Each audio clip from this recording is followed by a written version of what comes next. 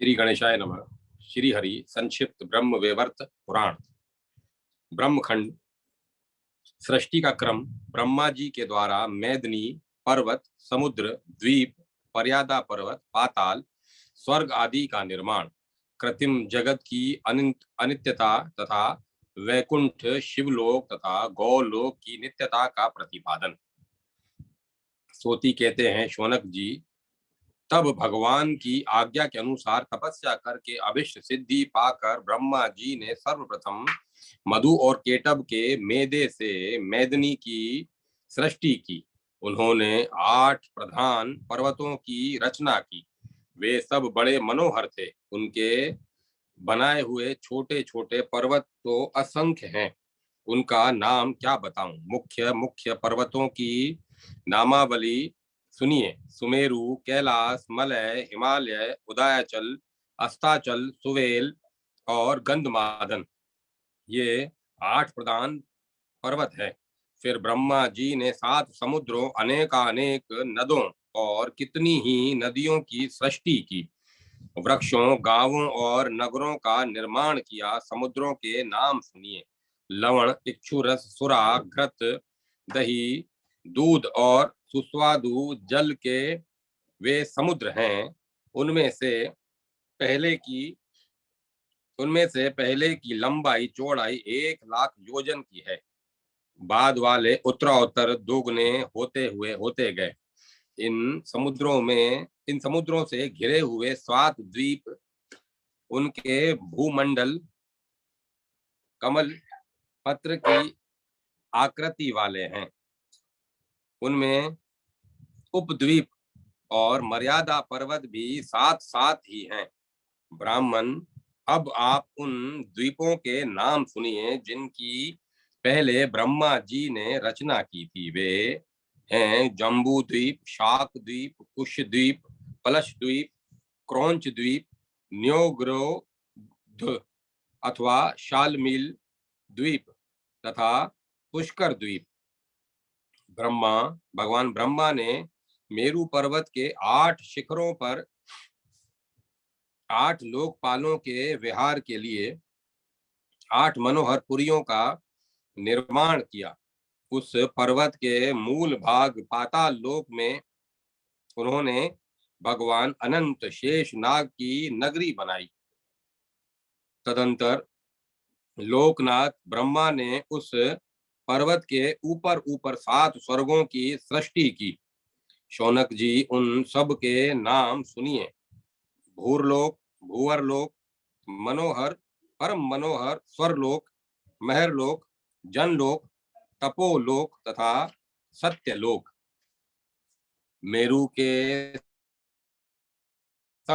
ऊपरी शिखर पर जरा, मृत्यु आदि से रहित ब्रह्मलोक है।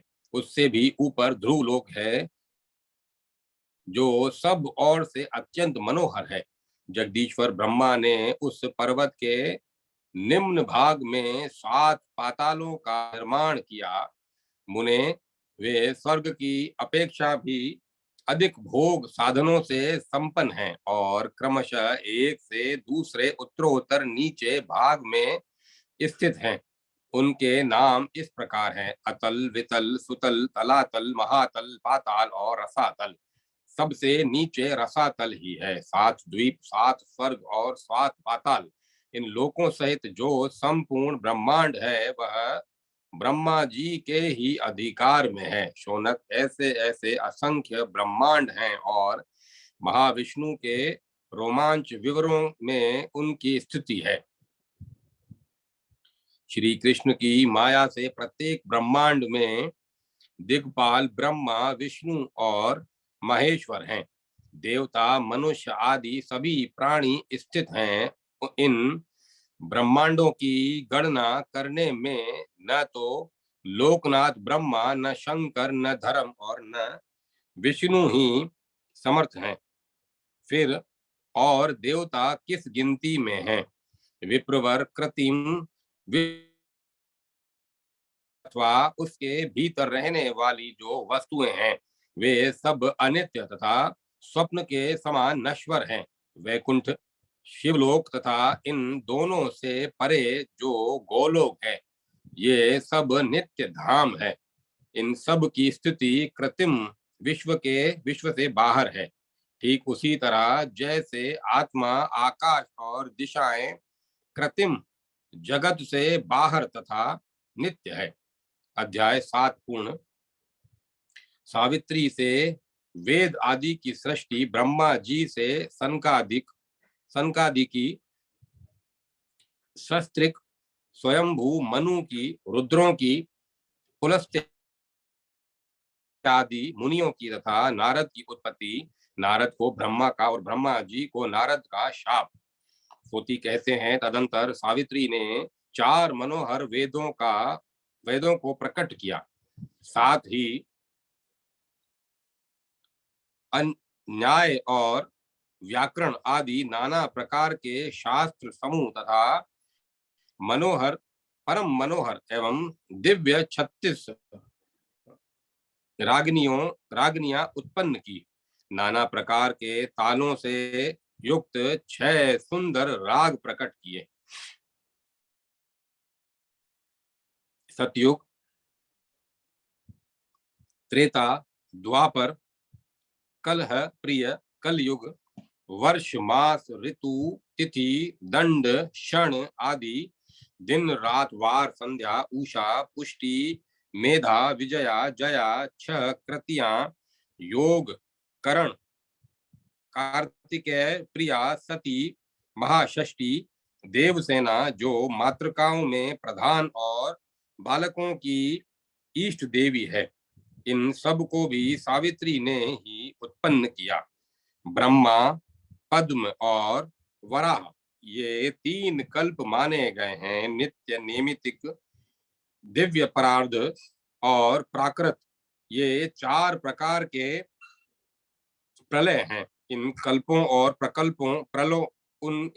और प्रलयों को तथा काल, मृत्यु, कन्या एवं समस्त व्याधि गणों को उत्पन्न करके सावित्री ने उन्हें अपना स्तनपान कराया।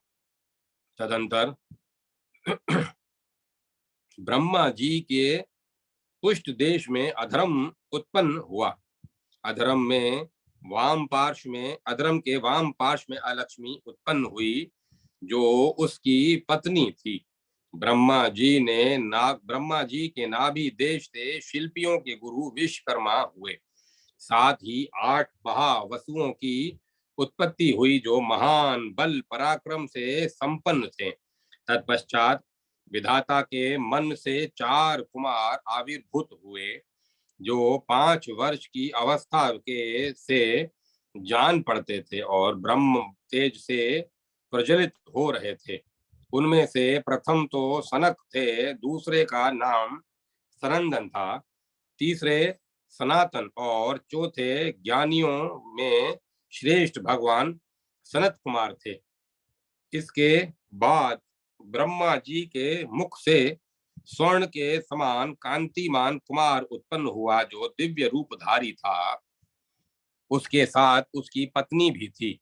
वह श्रीमान और सुंदर युवक था, क्षत्रियों का बीज स्वरूप था। उसका नाम था स्वयंभू मनु। जो स्त्री थी, उसका नाम था शतरूपा। वह बड़ी रूपवती थी और लक्ष्मी की कला स्वरूपा थी। पत्नी सहित मनु विधाता की आज्ञा का पालन करने के लिए उदत रहते थे। स्वयं विधाता ने हर्ष भरे पुत्रों से जो बड़े भगवत युक्त थे, सृष्टि करने के लिए कहा, परंतु वे श्री कृष्ण परायण होने के कारण नहीं करके तपस्या करने के लिए चले गए। इससे जगतपति विधाता को बड़ा क्रोध हुआ। कोपासक्त ब्रह्मा ब्रह्म तेज से जलने लगे। प्रभो, उसी समय उनके ललाट से 11 रुद्र प्रकट हुए। उन्हीं में से एक को संहारकारी कालाग्नि रुद्र कहा गया है। समस्त लोकों में केवल वे ही तामस और तमोगुणी माने गए हैं। स्वयं ब्रह्मा राजस हैं और शिव तथा विष्णु सात्विक कहे गए हैं।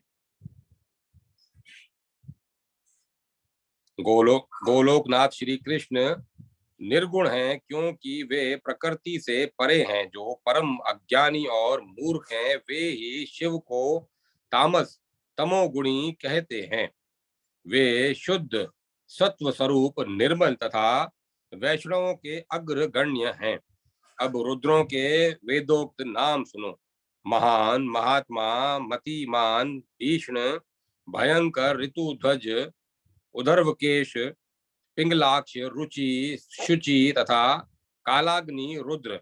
ब्रह्मा जी के दाएं कान से पुलस्त्य, बाएं कान से पुलह, दाहिने नेत्र से अत्रि, वाम नेत्र से क्रतु, नासिका छिद्र से अरणि, मुख से अंगिरा एवं रुचि, वाम पार्श्व से भृगु, दक्षिण पार्श्व से दक्ष, छाया से कृदम, नाभि से पंचशिख, वक्ष स्थल से वोडु, कंठ देश से नारद, स्कंद देश से मरीचि, गले से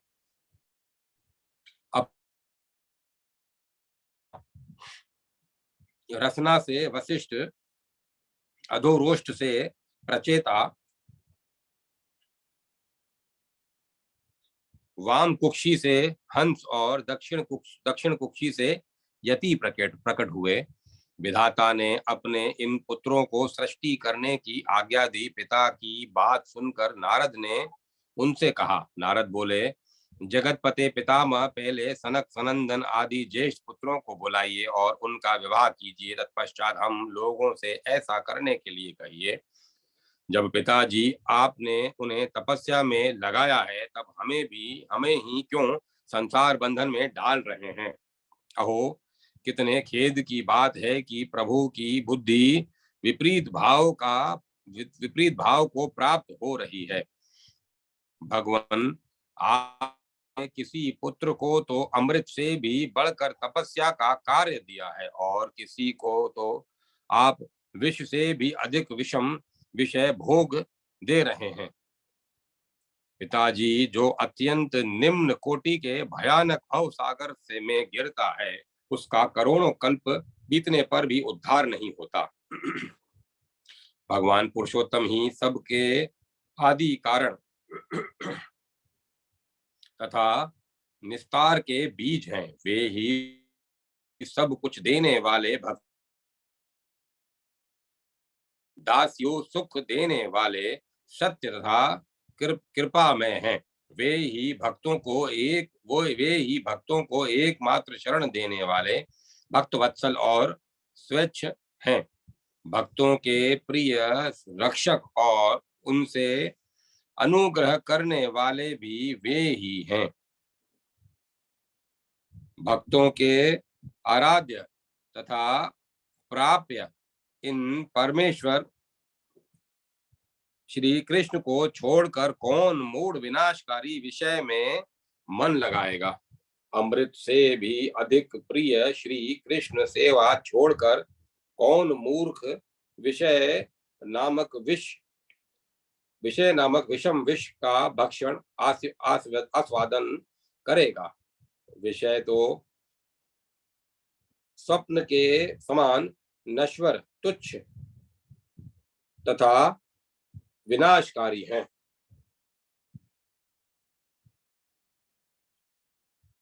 तात, जैसे दीप शिखा का अनुग्रह पतंगों को बड़ा मनोहर प्रतीत होता है, जैसे बंसी में गुथा हुआ मांस मछलियों को आपातः सुखद जान पड़ता है, उसी प्रकार विषयी पुरुषों को विषय में सुख की प्रतीति होती है, परंतु वास्तव में वह मृत्यु का कारण है। ब्रह्मा जी के सामने वहां ऐसे ही बात कहकर नारद जी चुप हो गए। वे अग्नि शिखा के समान तेज से प्रकाशित हो रहे थे। पिता को प्रणाम करके चुपचाप खड़े रहे।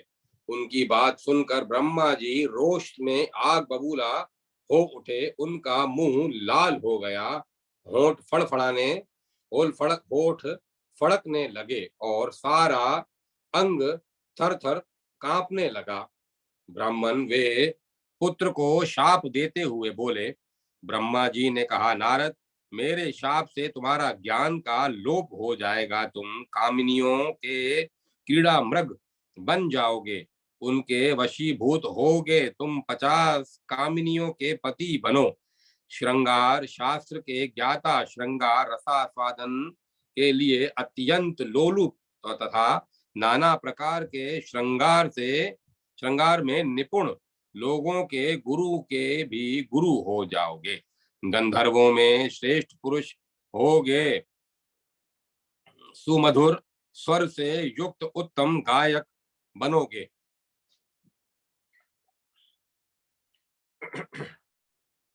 वीणा वादन संदर्भ के अंतर्गत वीणा वादन संदर्भ में पारंगत तथा सुस्थिर यौवन से युक्त होगे। विद्वान, मधुर भाषी, शांत, सुशील, सुंदर और सुबुद्धि होगे, इसमें संशय नहीं। उस समय उपब्रहण नाम से तुम्हारी प्रसिद्धि होगी।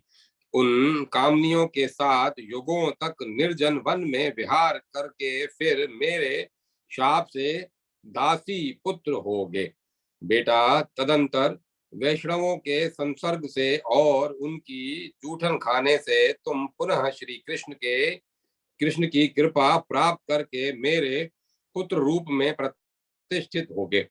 उस समय मैं पुनः तुम्हें दिव्य और एवं पुरातन ज्ञान प्रदान करूंगा। उस समय मेरी आंखों से ओझल हो इस समय मेरी आंखों से ओझल हो जाओ और अवश्य ही नीचे गिरो।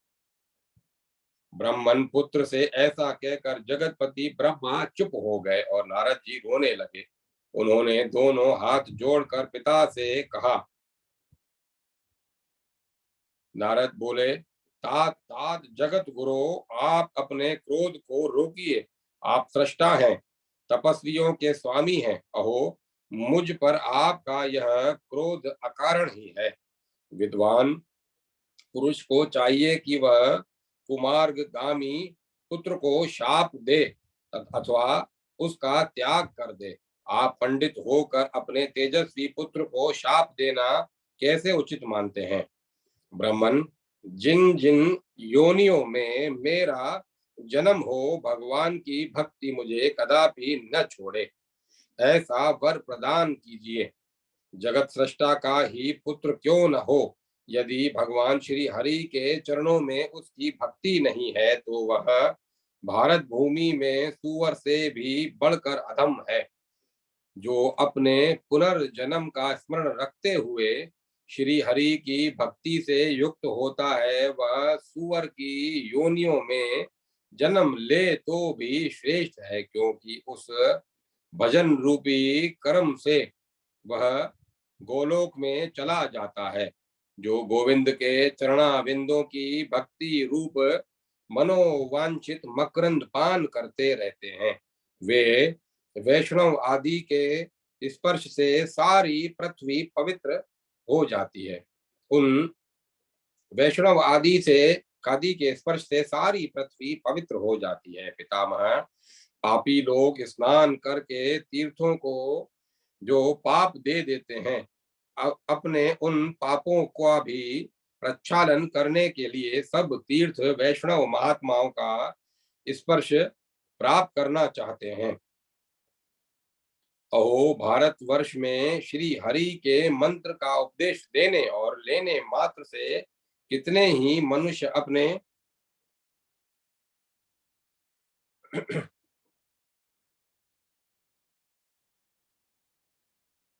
अपने करोड़ों पूर्वजों के साथ मुक्त हो गए हैं।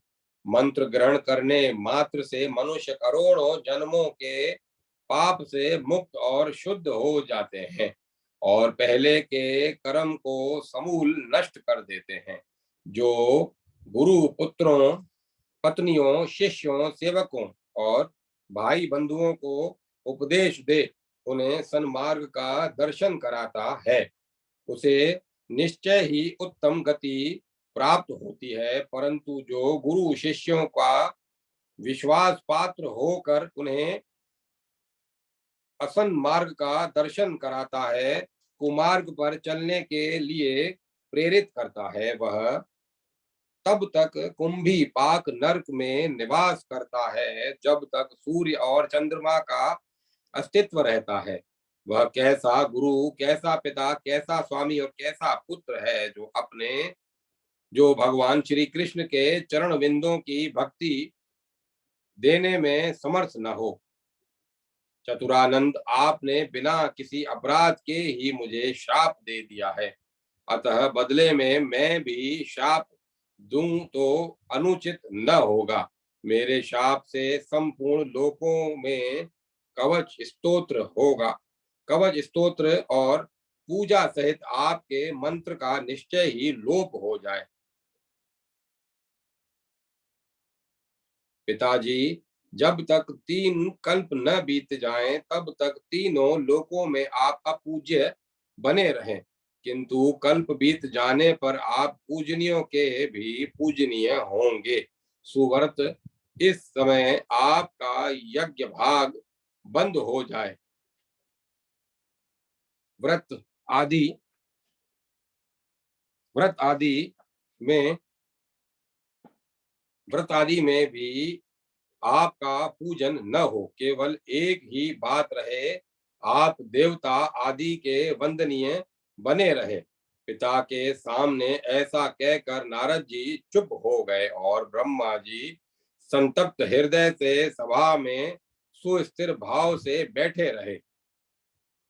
शौनक जी, पिता के दिए हुए उस शाप के कारण नारद जी ब्रह्म उपब्रहण नामक गंधर्व तथा दासी पुत्र हुए। उपब्रहण नामक गंधर्व तथा दासी पुत्र हुए। तदंतर पिता से आज्ञा प्राप्त करके वे फिर महर्षि नारद हो गए। इस प्रसंग का अभी मैं आप इस प्रसंग का अभी मैं आगे चलकर वर्णन करूंगा। अध्याय 8 समाप्त।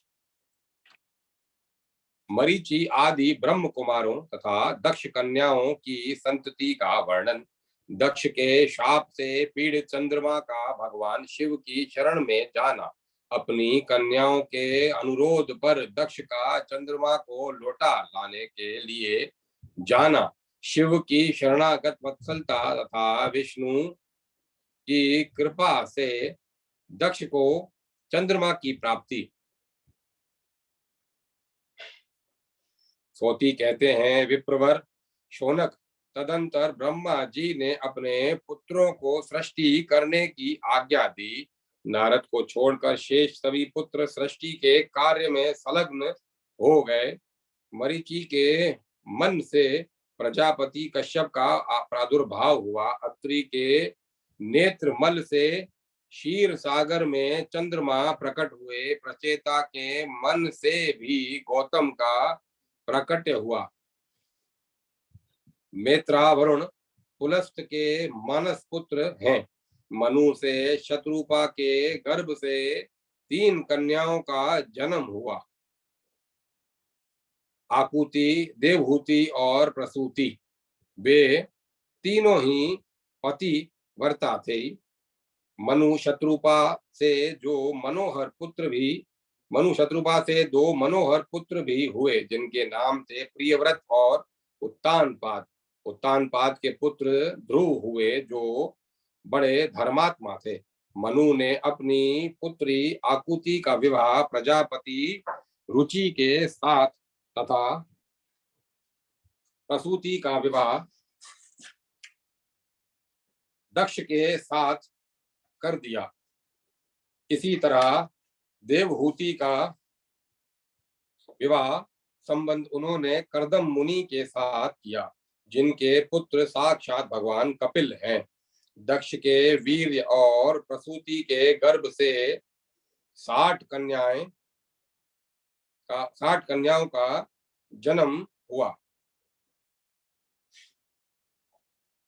उनमें से 8 कन्याओं का विवाह दक्ष ने धर्म के साथ किया।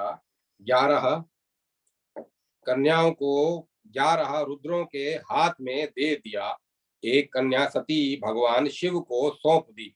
13 कन्याएं कश्यप को दे दी और 27 कन्याएं चंद्रमा को अर्पित कर दी। विप्रवर, अब मुझसे धर्म की पत्नियों के नाम सुनिए। शांति, पुष्टि, धृति, तुष्टि, क्षमा, श्रद्धा, मति और सुमति। शांति का पुत्र संतोष और पुष्टि का पुत्र महान हुआ। धृति से धैर्य का जन्म हुआ। तुष्टि से 2 पुत्र हुए, हर्ष और दर्प। क्षमा का पुत्र सहिष्णु था और श्रद्धा का पुत्र धार्मिक। मति से ज्ञान नामक पुत्र हुआ और सुमति से महान जाति समर का जन्म हुआ।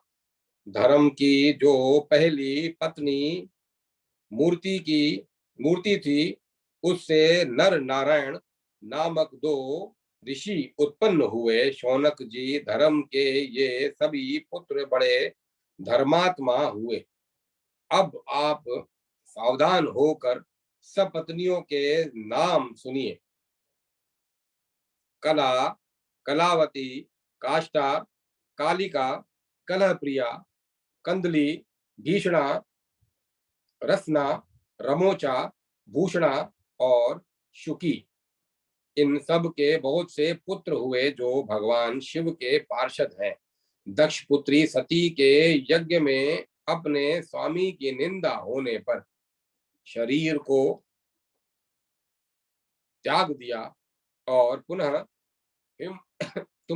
हिमवान की पुत्री के रूप में अवतीर्ण हो भगवान शंकर को ही पति रूप में प्राप्त किया।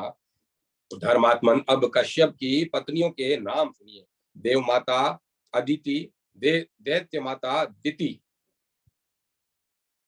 सर्प माता क्रदु, पक्षियों की जननी विंता, गौओं और भैंसों की माता सुरभि, सार में कुत्ते आदि जंतुओं की माता शर्मा, दानव जनी दनु तथा अन्य पत्नियां भी इसी तरह अन्य अन्य संतानों की जननी हैं। मुने, इंद्र आदि 12 आदित्य तथा उपेंद्र, वामन आदि देवता अदिति के पुत्र कहे गए हैं, जो महान बल पराक्रम से संपन्न हैं। ब्राह्मण, इंद्र का पुत्र जयंत हुआ, जिसका जन्म शची के गर्भ से हुआ था। आदित्य, सूर्य की पत्नी तथा विश्वकर्मा की पुत्री स्वर्णा के गर्भ से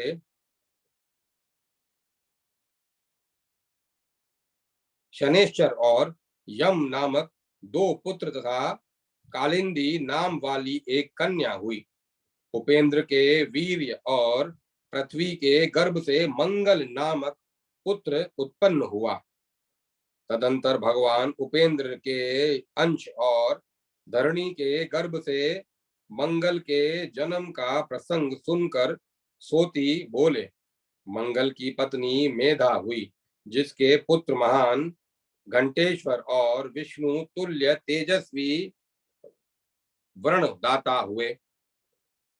दिति के महाबली हिरण्यकश्यपु और हिरणाक्ष नामक 2 पुत्र तथा सिंह का नाम वाली कन्या का जन्म हुआ। सिंह के राहु सिंहिका का ही पुत्र है। सिंहिका का दूसरा नाम नेत्रति भी था, इसीलिए राहु को नेत्रत्य कहते हैं। हिरणाक्ष को कोई संतान नहीं थी, वह युवा अवस्था में ही भगवान वराह के हाथों मारा गया। हिरण्यकश्यपु के पुत्र प्रहलाद हुए, जो वैष्णवों के अग्रगण्य माने गए हैं। उनके पुत्र विरोचन हुए और विरोचन के पुत्र साक्षात राजा बलि। बलि का पुत्र बाणासुर हुआ। जो महान योगी ज्ञानी तथा भगवान शंकर का सेवक था। यहाँ तक दिति का वंश बताया गया। अब क्रदु के वंश का परिचय सुनिए। अनंत, वासुकी, कलिय, धनंजय, कर्कोटक, तक्षक, पद्म, ऐरावत, महापद्म, शंकु, शंख, संवरण, धृतराष्ट्र, दुर्दर्श, दुर्जय, दुर्मुख, बल, गोक्ष, गोका मुख तथा विरूप आदि को क्रंदन से ने जन्म दिया था।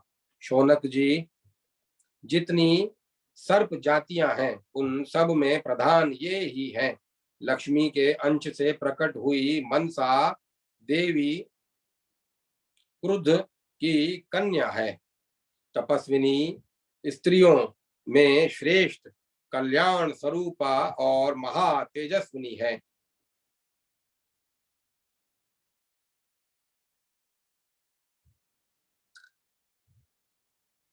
इन्हीं का दूसरा नाम जरत्कारु है। इन्हीं के पति मुनिवर जरत्कारु थे, जो नारायण की कला से प्रकट हुए थे। विष्णु तुल्य तेजस्वी आस्तिक इन्हीं मनसा देवी के पुत्र हैं। इन सब के नाम मात्र से मनुष्यों का नागों से भय दूर हो जाता है। यहाँ तक क्रदु के वंश का परिचय दिया गया। अब विंता के वंश का वर्णन सुनिए। विंता के दो पुत्र हुए, अरुण और गरुड़। दोनों ही विष्णु तुल्य पराक्रमी थे। उन्हीं दोनों से क्रमशः सारी पक्षी जातियां प्रकट हुई। गाय, बैल और भैंसे ये सुरभि की श्रेष्ठ संतानें हैं।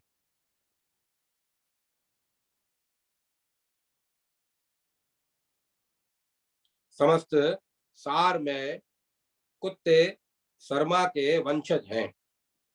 धनु के वंश में दानव हुए तथा अन्य स्त्रियों के वंशज अन्य जातियां, यहाँ तक कश्यप वंश का वर्णन किया गया। अब चंद्रमा का आख्यान सुनिए। पहले चंद्रमा की पत्नी को नामों पर पहले चंद्रमा की पत्नियों के नामों पर ध्यान दीजिए।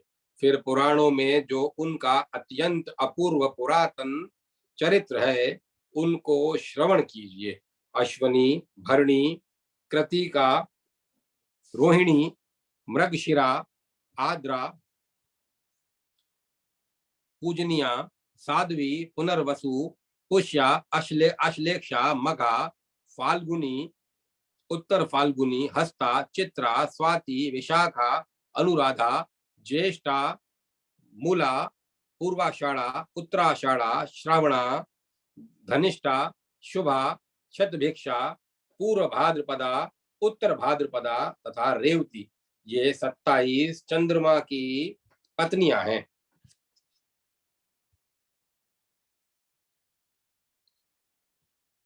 इनमें रोहिणी के प्रति चंद्रमा का विशेष आकर्षण होने के कारण चंद्रमा ने अन्य सब पत्नियों की बड़ी अवहेलना की। तब उन सब ने जाकर पिता दक्ष को अपना दुख सुनाया। दक्ष ने चंद्रमा को क्षय रोग से ग्रस्त होने का श्राप दे दिया। सब चंद्रमा को क्षय रोग से ग्रस्त होने का शाप दे दिया। चंद्रमा ने दुखी होकर भगवान शंकर की शरण ली और शंकर ने उन्हें आश्रय देकर अपने मस्तक में स्थान दिया। तब से उनका नाम चंद्रशेखर हो गया। देवताओं तथा अन्य लोगों में शिव से बढ़कर शरणागत पालक दूसरा कोई नहीं है। अपने पति के रोग मुक्त और शिव के मस्तक में स्थित होने की बात सुनकर दक्ष कन्याएं बारंबार रोने लगी।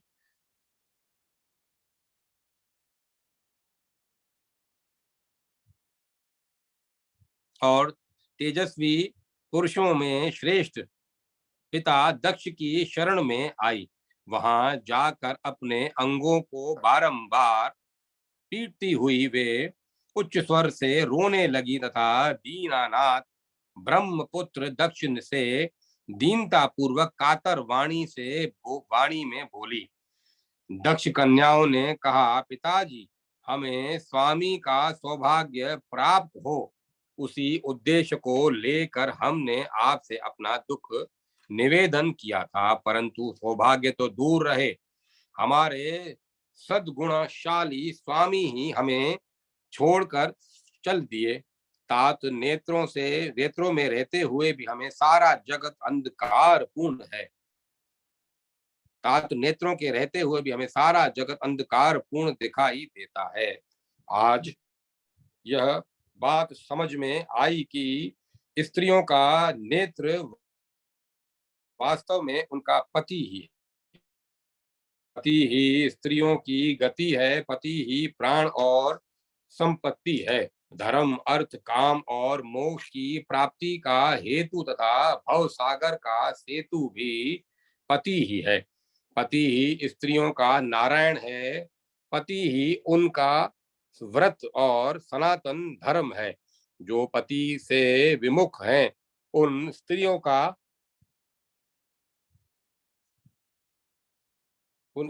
का सारा कर्म व्यर्थ है। समस्त तीर्थों में स्नान, संपूर्ण यज्ञों में दक्षिणा दान, पुण्यमय एवं नियम देवार्चन, उपवास और समस्त तप, ये पति की शरण सेवा जनित पुण्य की 16वीं कला के बराबर भी नहीं है। स्त्रियों के लिए समस्त बंधु बांधवों में अपना पुत्र ही प्रिय होता है। स्त्रियों के लिए समस्त बंधु बांधवों में अपना पुत्र ही प्रिय होता है, पर क्योंकि वही स्वामी का अंश है। पति 100 पुत्रों से भी बढ़कर है। जो उत्पन्न हुई है, वही स्त्री सदा अपने स्वामी से द्वेष रखती है।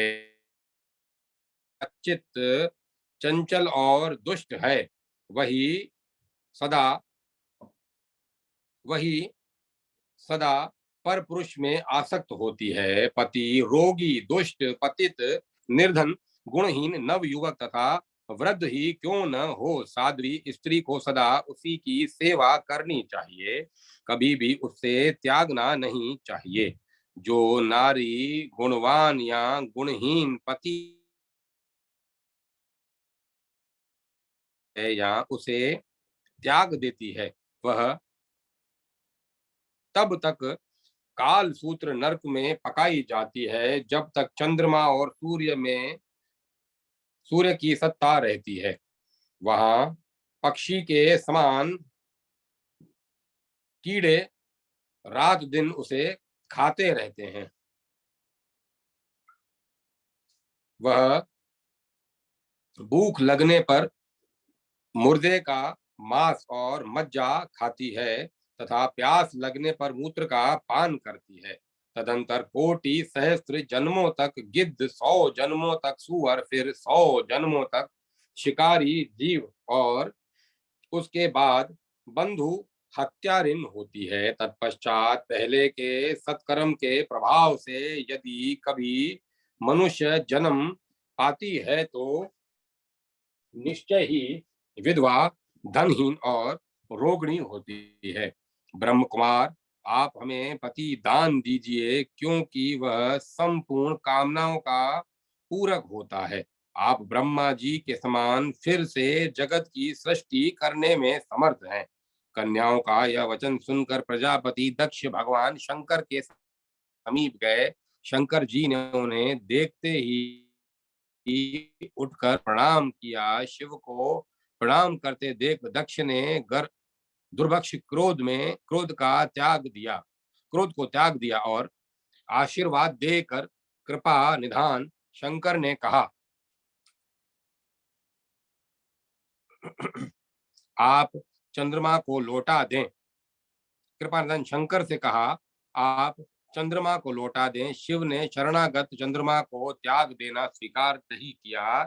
तब दक्ष उन्हें शाप देने को तैयार हो गए। यह देख शिव ने भगवान विष्णु का स्मरण किया। विष्णु वृद्ध ब्राह्मण के वेश में आए और शिव से बोले, सुरेश्वर, आप चंद्रमा को लौटा दें और दक्ष के शाप से अपनी रक्षा करें। शिव ने कहा, प्रभु, मैं अपने तप, तेज, संपूर्ण सिद्धि, संपदा तथा प्राणों प्राणों का भी प्राणों को भी दे दूंगा, परंतु शरणागत त्याग करने में असमर्थ हूँ। जो भय से शरणागत को त्याग देते हैं, उसे भी धर्म त्याग देता है और अत्यंत कठोर शाप देकर चला जाता है। जगदीश्वर, मैं सब कुछ त्याग देने में समर्थ हूं, परंतु स्वधर्म का त्याग नहीं कर सकता। जो स्वधर्म से हीन है वह सबसे बहिष्कृत है। जो सदा धर्म की रक्षा करता है, धर्म भी उसकी रक्षा करता है। भगवान, आप तो धर्म को जानते हैं, फिर क्यों अपनी माया से मोहित करते हुए मुझसे ऐसी बात करते हैं, मुझसे ऐसी बात कहते हैं। आप सबके सृष्टा, पालक और अंत अंतोगत्वा संहारक हैं। जिसकी आपसे सदृढ़ भक्ति है, उसे किससे भय हो सकता है। शंकर जी की यह बात सुनकर सबके भाव को जानने वाले भगवान श्री हरि ने चंद्रमा से चंद्रमा को खींचकर दक्ष को दे दिया। आधे चंद्रमा भगवान शिव के मस्तक पर चले गए और वहां रोग मुक्त होकर रहने लगे। दूसरे भगवान विष्णु को दूसरे चंद्रमा को प्रजापति दक्ष ने ग्रहण किया, जिसे भगवान विष्णु ने दिया था। उस चंद्रमा को राजक्ष्मा रोग से ग्रस्त देख दक्ष ने माधव का सत्वन किया। तब श्री हरि ने स्वयं यह व्यवस्था की कि एक पक्ष में चंद्रमा क्रमशः क्षीण होंगे और दूसरे पक्ष में क्रमशः पुष्ट होते हुए परिपूर्ण हो जाएंगे। ब्रह्मा ने सबको वर देकर